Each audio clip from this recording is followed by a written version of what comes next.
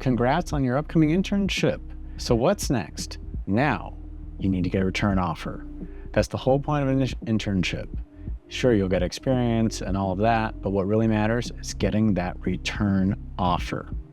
I'm an engineering manager. I've managed many interns, and I'm going to tell you exactly how to get that return offer. Here's what happens behind closed doors, and this is how a return offer is actually made. Your manager and your mentor will make a recommendation. They'll put together a document detailing everything you've accomplished, and then they will give it to a reviewer who either approves or denies the request. They're basically doing an interview on your behalf, given the information they have about you. This is difficult. This means that you absolutely need to make sure that your mentor and your manager are very happy with your performance. Being an intern is very different than being a student. If you've never worked a job before, it's quite a different experience than going to school. You need to be aware of when your team goes into the office. You need to go with them. You need to be punctual. You need to stay with them through the day. You can't just miss work or step out for a few hours because you feel like it. You can't just skip something. And your core project is definitely not going to be designed to fit within your internship. You're going to need to learn how to pare it down if it's too big, or expand it if it's too small. If you finish way too early, you need to take that time to build something awesome on top of your core project. Take the rules seriously. Your team is going to have coding standards. You need to follow those standards. If you don't follow them, it's just going to take more time for you to get your code out and approved. Not only do you have to follow standards, you have to follow linting rules. You need to write very clean code.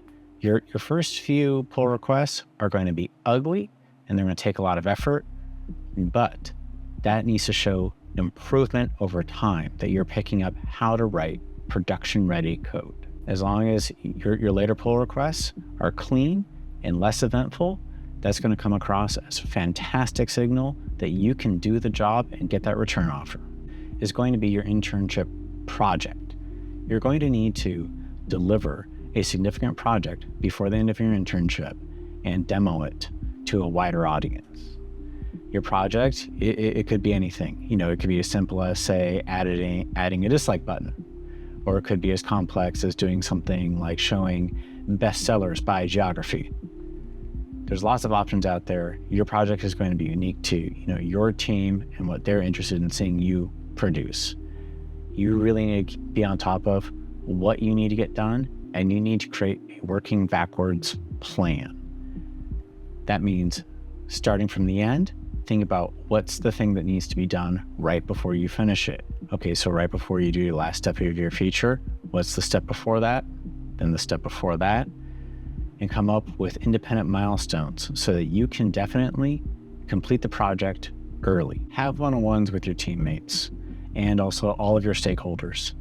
This is a great chance to ask them any questions, come across as very curious, willing to learn, and they can also show you more about what do they do in their day-to-day.